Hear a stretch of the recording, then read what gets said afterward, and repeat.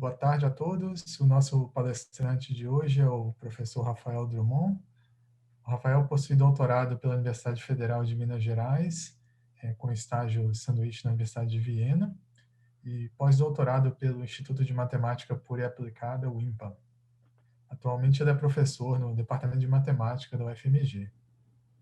O Rafael trabalha com física e matemática de sistemas quânticos de muitos corpos, sistemas abertos, informação quântica e fundamentos de mecânica quântica. E hoje ele vai falar para a gente sobre seus resultados sobre cotas para propagação de informação em sistemas de spins. Rafael, muito obrigado por ter aceitado o convite. E aí você pode começar a apresentação e no final a gente abre para as perguntas. Beleza. Obrigado, viu, Rodrigo? Bom, brigadíssimo pelo convite. É um prazer falar para vocês. E só uma pergunta, como é que funciona? Por mim, né, quem quiser perguntar alguma coisa no meio do caminho, pode, mas, bom, você que é o anfitrião, o protocolo é eu apresentar tudo e deixar as perguntas para o final, certo? Normalmente a gente deixa Tá, as perguntas para o final. Aí, tá bom. Não, beleza. mas não é proibido também. Se alguém quiser fazer uma pergunta no meio, Tá. fica à vontade. Bom, tanto faz, na verdade. Fica a critério seus. Mas beleza. Bom, eu vou ter que desligar a minha câmera, que eu vou apresentar no tablet. Não, vocês só vão ficar vendo minha testa, né? Bom, então, boa tarde para todo mundo. Eu vou contar um pouquinho sobre o que são as cotas de Lieb-Robson em sistemas quânticos de spins.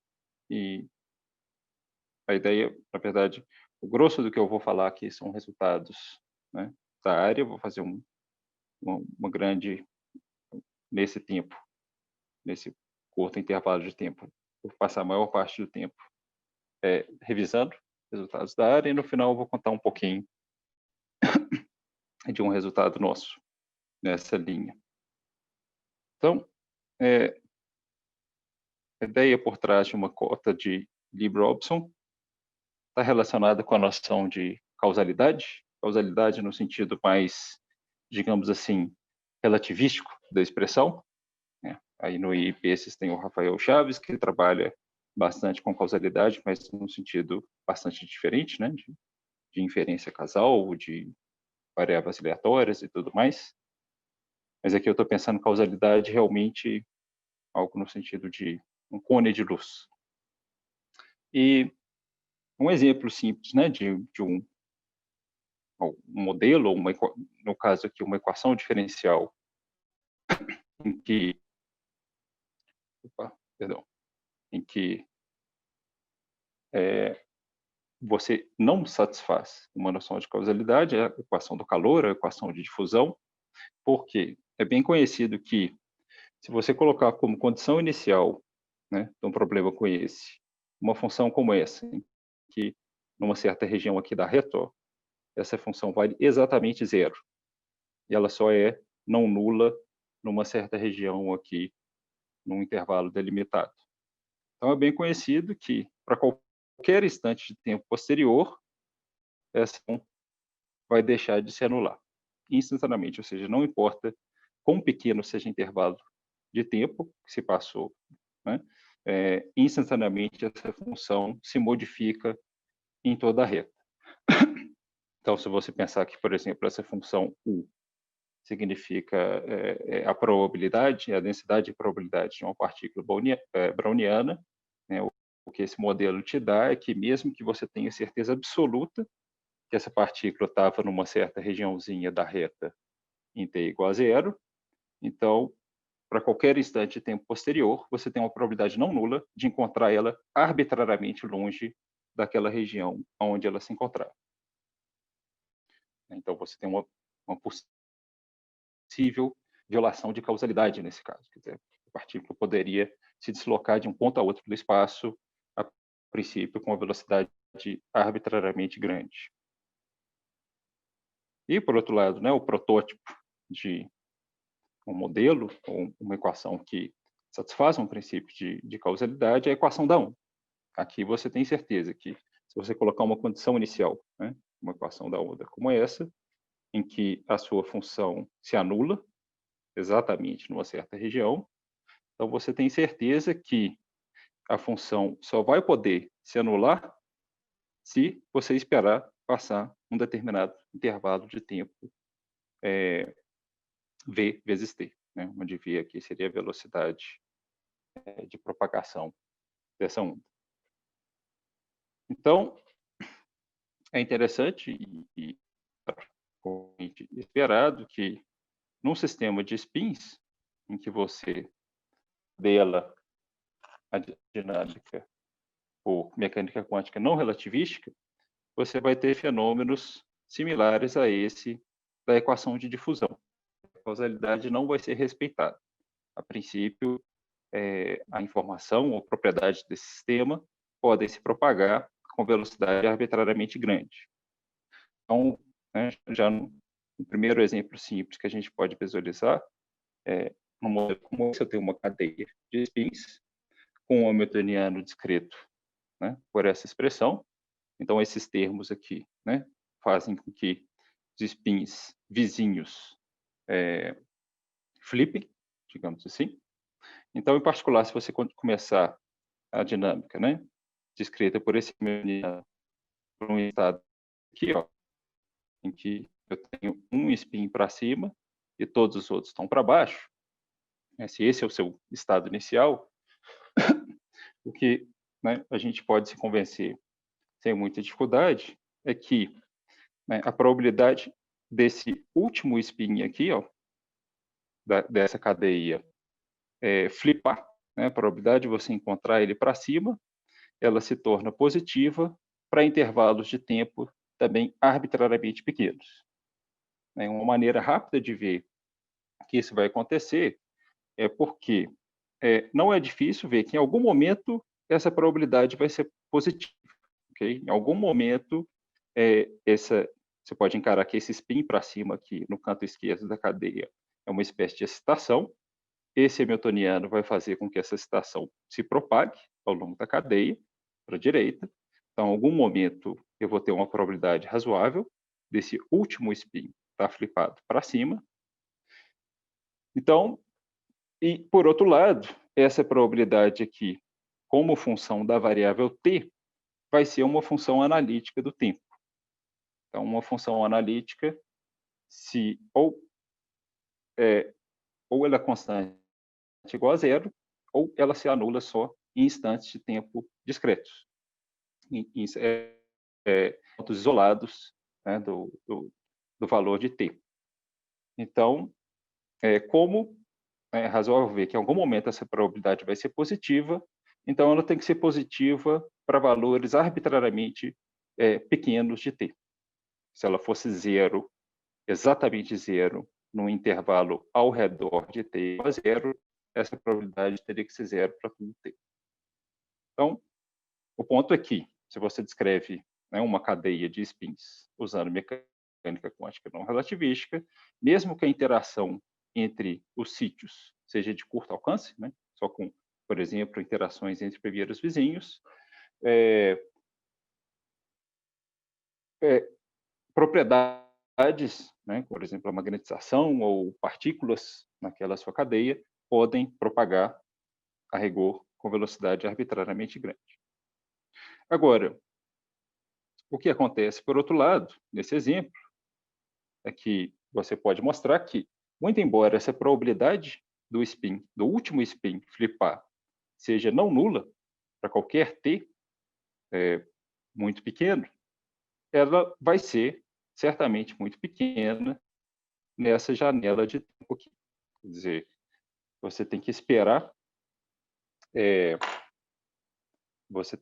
um certo intervalo de tempo razoável para que essa probabilidade seja significativa. Então, a ideia é que, muito embora, né, você tenha uma propagação instantânea dessa excitação aqui, desse spin, você tem, na verdade, uma velocidade efetiva com que ele se propaga. E é esse o espírito das cotas de Lieb-Robson. E você pode formular né, o que é uma cota de Lieb-Robson de maneira um pouco mais geral aqui. Então, a gente pode imaginar que a gente de spins, A gente tem alguma rede aqui, a ideia é que cada ponto dessa rede está associado a um spin, ou, né, de maneira geral, eu tenho algum sistema quântico com espaço de dimensão finita. A gente imagina, por exemplo, né, numa primeira aproximação, a gente pode imaginar que o hamiltoniano dessa rede, ele só envolve interação entre primeiros vizinhos. E aí a gente pode considerar dois observáveis, um observável A e um observável B, que têm suporte em regiões finitas aqui dessa rede. O suporte, eles só agem de forma não trivial nessas sub-regiões. E aí, a gente imaginar, né, que essas interações entre os primeiros vizinhos, elas estão limitadas por algum número, à medida que eu ando nessa minha rede, essas interações não explodem. Então, uma cota de Brown tem essa cara aqui. Okay? Então, se você olha a evolução de um dos operadores, né, segundo a representação de Heisenberg, o comutador dele como outro operador, então você tem essa estimativa aqui da norma desse comutador dada por essa expressão. E aqui para algum parâmetro V, que vai depender dos detalhes do hamiltoniano, tá? Vai depender aqui dos termos do hamiltoniano, e D aqui seria a distância entre onde esses operadores A e B atuam de forma não trivial. Então, uma cota como essa foi demonstrada a primeira vez, né? Elas recebem esse nome porque desculpa, aqui deveria ser o Elliott Lieb. Coloquei o primeiro nome do autor em vez do sobrenome, perdão. Então, os autores que demonstraram isso a primeira vez foram o Lieb e o Robinson, em 72. Tem esse artigo aqui, mais ou menos recente, de revisão sobre esse assunto, com versões mais refinadas dessa cota, e também discutindo várias consequências. Então, esse é um artigo interessante, né, para quem não conhece o tópico, tem uma ideia do que se trata. Agora, eu particularmente, até hoje, acho difícil entender, né, ter uma interpretação simples do que é esse comutador aqui.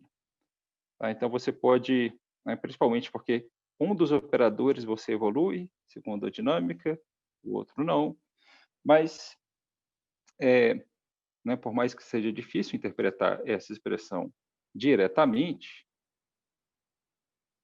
e qual seria o significado dela, e também desse termo que aparece aqui do lado direito, né, dessa minha cota,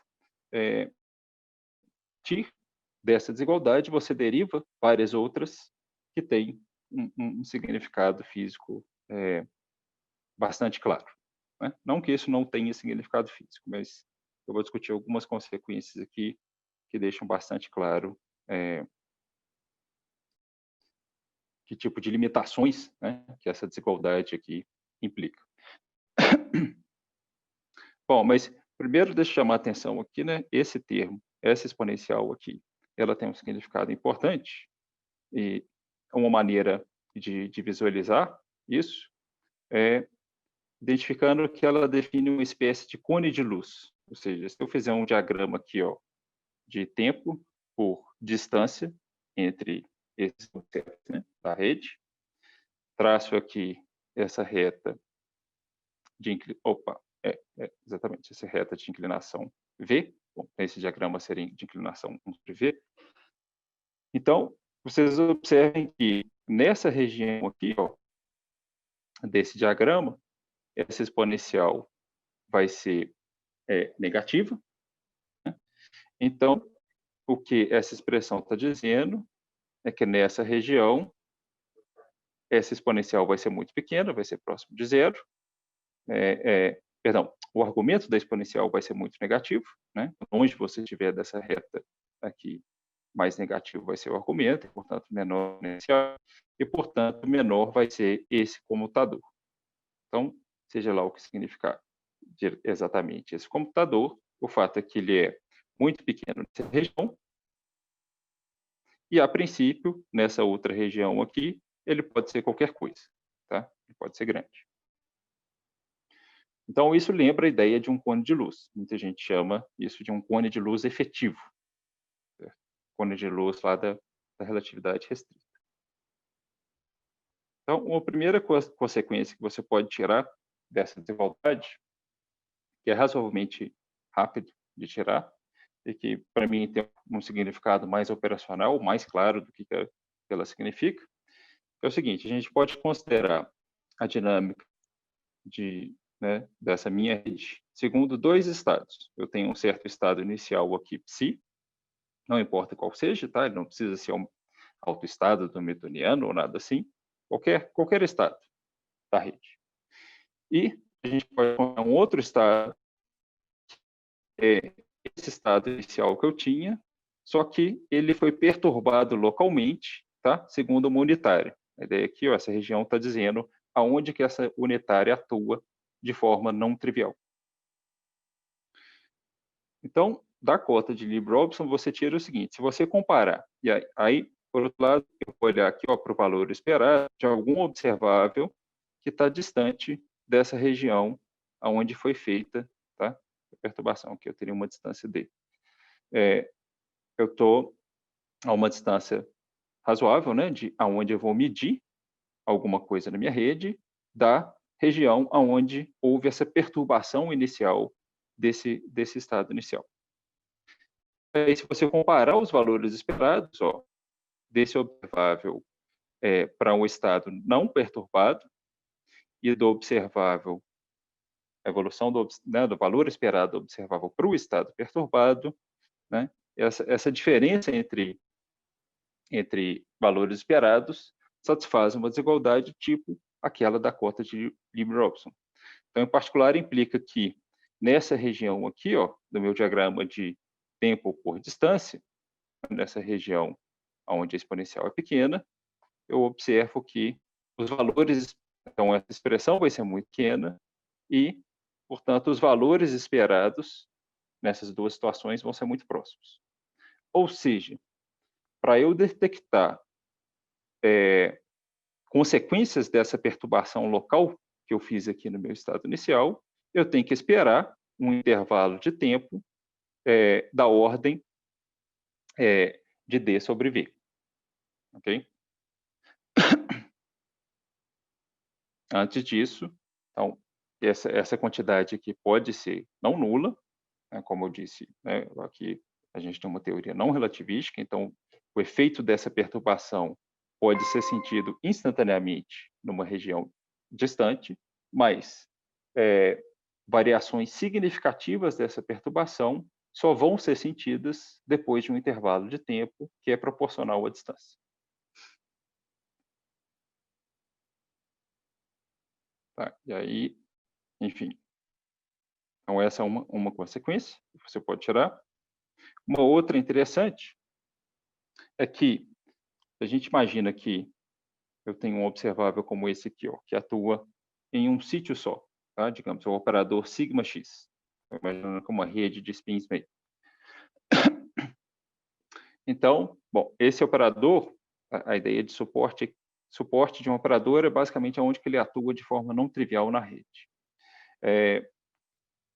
Então, um operador como esse tem suporte em um sítio só da rede, mas, de maneira geral, quando você olha a evolução desse operador na representação de Heisenberg, tipicamente, okay, ele passa a ter suporte em toda a rede. Né? Rigorosamente, ele vai atuar de forma não trivial, essencialmente em toda a rede, mesmo que o T seja muito pequeno.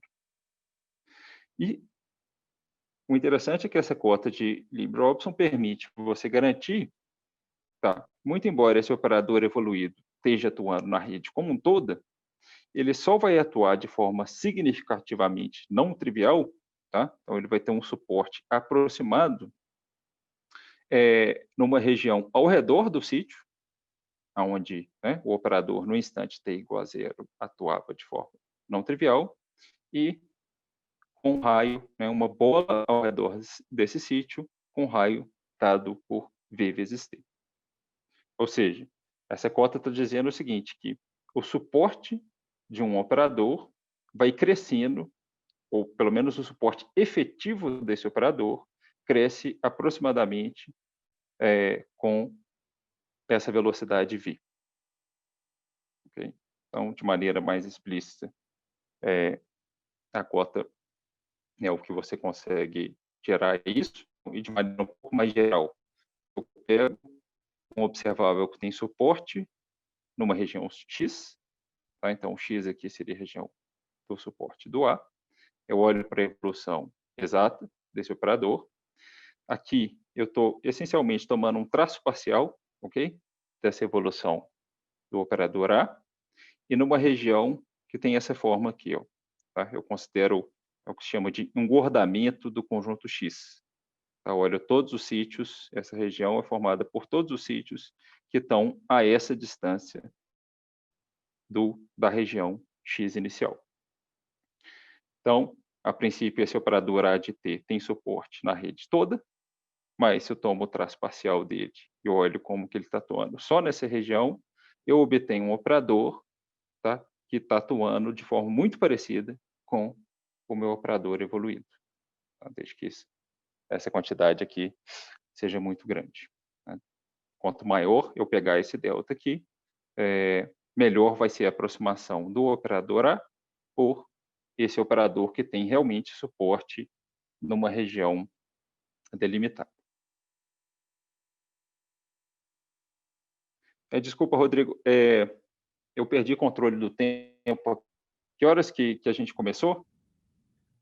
Estou com medo de... Você tem aí entre 5 minutos, mais ou menos? 5 minutos. Então, deixa eu fechar Tá. rapidinho aqui. Então, essa propriedade aqui, além de satisfatória, ela é bastante importante, assim, é algo que você usa bastante como instrumento teórico. Eu vou pular bom, deixa eu mencionar rapidamente, é uma coisa muito razoável também, se você imaginar que a sua rede está inicialmente no estado produto, ou seja, nenhum sítio tem correlação com nenhum outro sítio, e aí se você olha duas regiões dessa rede que estão a uma certa distância D, então a cota de Lieb-Robson te garante que para você criar correlações entre essas regiões, você também tem que esperar um certo intervalo de tempo que vai ser proporcional à distância entre essas regiões, ou seja, a dinâmica não vai conseguir criar correlações significativas entre duas regiões que não tinham correlação. Você tem que esperar um intervalo de tempo passar para essas correlações serem criadas. Deixa eu mencionar rapidamente também que a versão original da cota, né, do Lieb e do Robson era uma versão, digamos assim, grosseira, né? Então a cota dependia da dimensão do espaço de Hilbert de cada sistema. Se eu não me engano, eles supunham invariância translacional, enfim. Mas mais recentemente você tem vários refinamentos dessa cota. Então, por exemplo, você não precisa restringir a hamiltonianos com interações entre primeiros vizinhos, né? Então, seu hamiltoniano pode ter uma forma muito geral, em que cada termo, né, pode atuar em todo um conjunto de subsistemas, desde que, isso é só uma ideia grosseira, né, que esses termos decaiam muito rápido, tá, com o diâmetro desse conjunto. Então, quanto mais termos, né, quanto mais distantes estão os sistemas, você tem que exigir que a interação seja menor, né? Você pode até permitir que cada sítio tenha um hamiltoniano, né, de um sítio que seja um operador limitado. Também a própria cota, né, que você obtém é mais refinada no sentido que ela vai depender só, digamos assim, das fronteiras entre as regiões XY, as regiões XY onde os operadores atuam. Esse del aqui significaria, digamos, a fronteira de cada região. Esse termo aqui também tem uma importância técnica, né? Ele garante que para tempos pequenos essa cota depende linearmente de T. Isso é importante em algumas aplicações. E, bom, essas são as consequências e refinamentos mais imediatos. Agora, tem consequências interessantes, que eu vou ter que discutir rapidamente. Você pode usar as cotas para garantir que a dinâmica de um sistema é infinito, ok? No limite termodinâmico, onde você tem que descrever a rede usando álgebra C-estrela, e as cotas te permitem garantir que você vai ter uma dinâmica bem definida nesse limite. Um resultado também importante é que elas podem ser usadas para você garantir que o ground state, né, de um hamiltoniano com gap espectral tem decremento exponencial de correlações. Essa aqui, bom, eu vou pular essa ideia aqui, mas, né, um resultado interessante e bastante recente é que você consegue, também usando essas cotas, demonstrar uma versão adiabática para sistemas de muitos corpos. Quer dizer, até recentemente, esse é um trabalho de 2017, até recentemente isso não era bem estabelecido, inclusive porque é fácil você criar contra-exemplos onde o teorema adiabático falha, se você tem muitos corpos. Então, um caso mais simples possível de uma rede de spins não interagentes já é um caso em que, se você tentar formular um teorema adiabático da maneira usual, a coisa não vai funcionar. E aí uma coisa importante, né, que eles tiveram que modificar no que demonstrar no teorema adiabático, ao invés de tentar demonstrar que todo o estado evoluído é muito parecido com o autoestado instantâneo, ele se restringe a garantir que valores esperados de observáveis locais da sua evolução exata são muito parecidos com os valores esperados do seu ground state instantâneo. E aí, bom, uma maneira um pouco ainda mais direta de entender propagação de informação numa rede, você pode imaginar que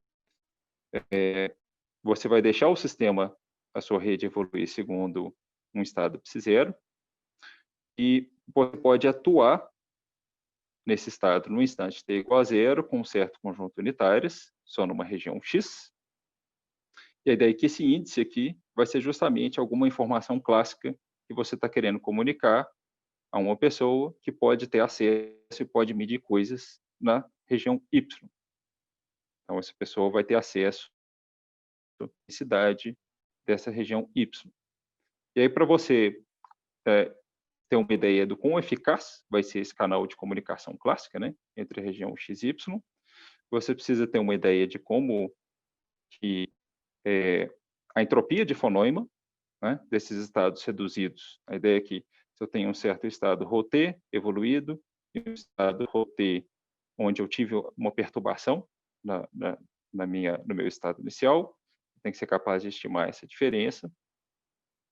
Então, já há algum tempo essa estimativa foi feita, mas, por outro lado, a cota que eles obtiveram, ela era proporcional ao volume dessa região Y, aonde você tenta detectar qual perturbação ou qual informação clássica, né, que foi tentada, que aqui alguém na região X tentou enviar.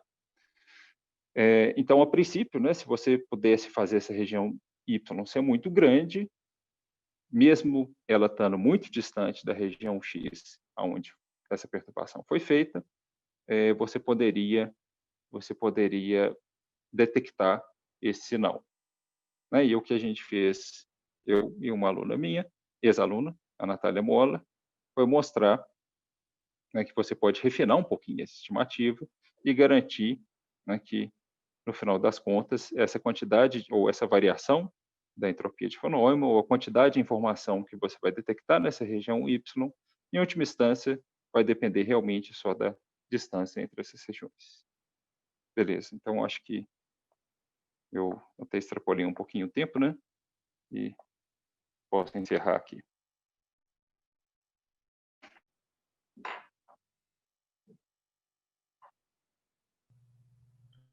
Obrigado, Rafael. Agora a gente abre para perguntas.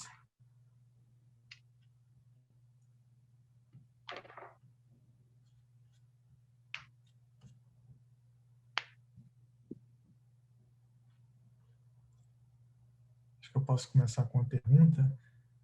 Como fica no caso de interações de longo alcance? Você falou que as interações têm que decair rápido o suficiente, isso quer dizer que tem um expoente crítico, por exemplo, para a lei de potência, Assim, para que a no cota caso, seja válida? quando você tem decaimento exponencial, a cota tem a mesma forma. Eu tinha feito a observação aqui, né, mas acabei não comentando. Mas você tem resultados, né, se você assumir uma certa dimensionalidade para a rede, né? Deixa eu comentar daqui em algum lugar. Se você assume uma normalidade, uma dimensionalidade para a rede, aqui, né? Deixa eu ver essa observação. Então, você pode ter decaimento algébrico, pode ter decaimento algébrico das interações, mas aí realmente você tem que assumir que esse expoente ele vai ter que ser razoavelmente maior do que a dimensionalidade da rede. E também a própria expressão que você obtém, né, a forma com que esse seu comutador decai, também tem uma expressão diferente. Você não tem uma expressão exponencial necessariamente. O decaimento é um pouco mais lento. Mas sim, né? Então é possível você demonstrar análogos dessa cota, mesmo que o decaimento seja algébrico. E como é que determina essa velocidade, no caso geral? Esse parâmetro V, De onde você tira o V para colocar a cota? em modelos específicos, né, quando você tem um hamiltoniano concreto, razoavelmente simples, você pode dar uma expressão para ele em termos do parâmetro. Você tem uma expressão geral, mas que é uma estimativa muito ruim. Em geral, a demonstração geral te dá em termos, por exemplo, desse H. O H seria, por exemplo, um cara que majora todas as suas interações, né? Mas a ideia é que a demonstração genérica te dá uma estimativa muito para cima, um valor estupidamente maior do que se espera. Mas para casos específicos, você tem estratégias um pouco mais espertas de tirar estimativas melhores. Então, tem alguns artigos nessa linha. Mas é verdade, a demonstração geral te dá alguma estimativa, só que ela é muito ruim. Certo. Mais alguma pergunta? Eu tenho um comentário, se possível. Dmitry, por favor. Sim, obrigado, Rafael. Eu quero Olá. comentar sobre... você começou a sua apresentação, com a sua palestra, falando de causalidade, né, em relação com probabilidade de propagação de partícula de um ponto para outro ponto. E como eu sei de teoria quântica de campos, se a gente, por exemplo, considerar teoria relativística de campo escalar e a gente tentar calcular função de correlação de, por exemplo, o campo no ponto X e no ponto Y, a gente vai ver que, mesmo sendo teoria relativística, a gente vai ter relação de causalidade nesse sentido. E o que nós somos ensinados, né, é que precisa, na verdade, olhar não na função de correlação, mas num computador de dois campos e calcular o valor esperado. E este computador respeita a causalidade no sentido é zero quando a separação entre pontos é tipo espaço, né? E infinito no caso oposto. Então eu acho que essa discussão está um pouco nesse sentido. E o Brown do Robinson e Lieb aqui parece uma generalização, mas a minha pergunta talvez é para sistemas interagentes, que aquele exemplo que eu mencionei foi caso de teoria livre, ou sistemas não relativísticos, ou qual é a ideia genérica nesse sentido? O exemplo que eu mencionei, né, neste exemplo, o computador é exatamente zero. Quando a relação entre dois... Então, não é possível ter resultado finito quando, por exemplo, separação é tipo espaço. Isso. E eu acho que num contexto não relativístico, o melhor que você pode garantir é essa conta, certo? O comutador ele não vai ser nulo fora da região do tipo espaço, mas ele vai ser muito pequeno. Então, isso se espera para ter na relativística? Exato. Okay. Então, você tem um análogo, né? Mesmo no caso não relativístico, você tem uma espécie de velocidade limite efetiva. Então, por mais que o computador não se anule, né, fora desse cone de luz efetivo, ele é muito pequeno. Né? É o melhor que dá para ser feito. Okay. Seria algo como uma velocidade de som no material, né? Se você esperar, se você tem um material lá, essa velocidade seria algo como uma velocidade de som propagando nesse material. Obrigado.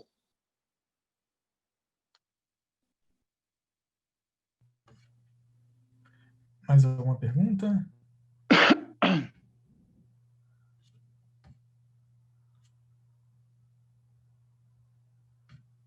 Se não, eu queria pedir ao pessoal que puder para ligar o vídeo, que a gente vai tirar a foto para registrar os participantes do seminário.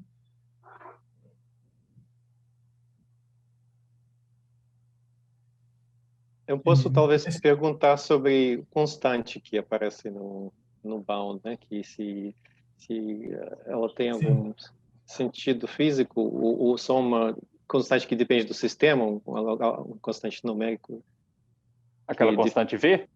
Não, tem constante C, que está embaixo do exponencial. Ah, sim.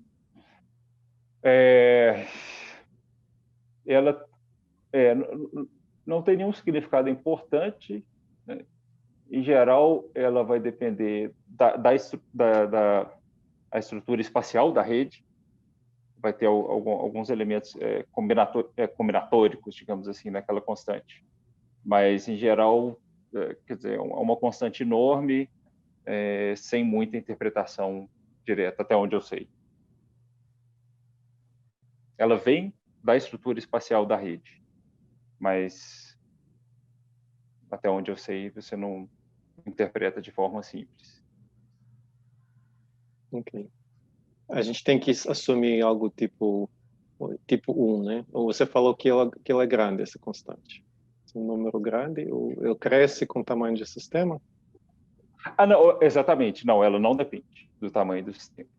Você sempre considera hipóteses. Se ela crescesse com o tamanho do sistema, isso seria um problema, certo? Mas você sempre toma hipótese para garantir que ela não depende. Ela pode depender, por exemplo, da dimensionalidade dessa rede, mas não do tamanho todo dela. Se ela explodisse com o tamanho do sistema, seria um problema, de fato.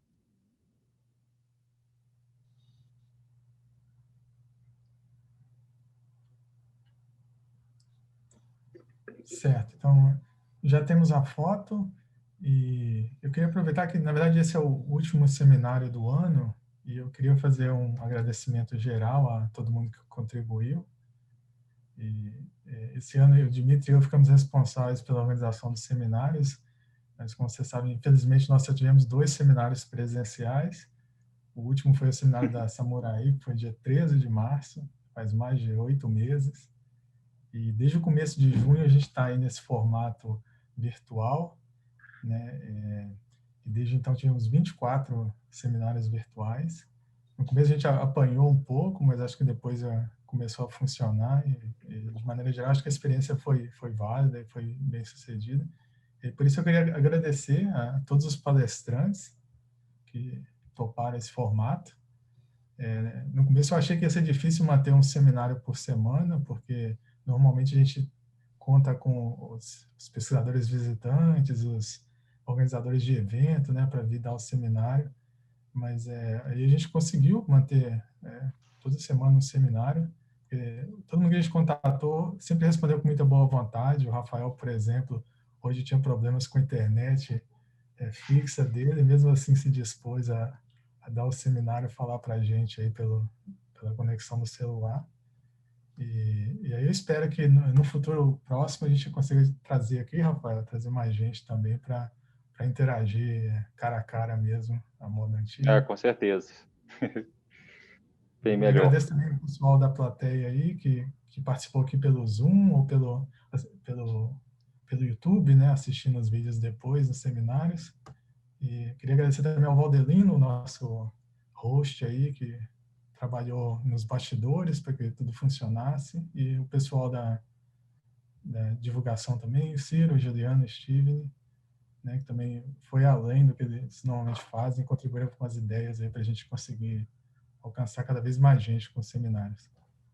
E acho que era isso que eu tinha para falar, e não sei se o Dimitri quer falar alguma coisa. Não, obrigado a todos os palestrantes e todos os participantes. Acho que foi um bom sucesso esse seminário e espero que a gente continue no próximo ano. Então é isso. Obrigado a todos e bom final de ano. Em 2021 estamos de volta aí com os seminários virtuais. Obrigado, Rodrigo. Obrigado, Dimitri. Tchau, Boa pessoal. tarde para todo mundo.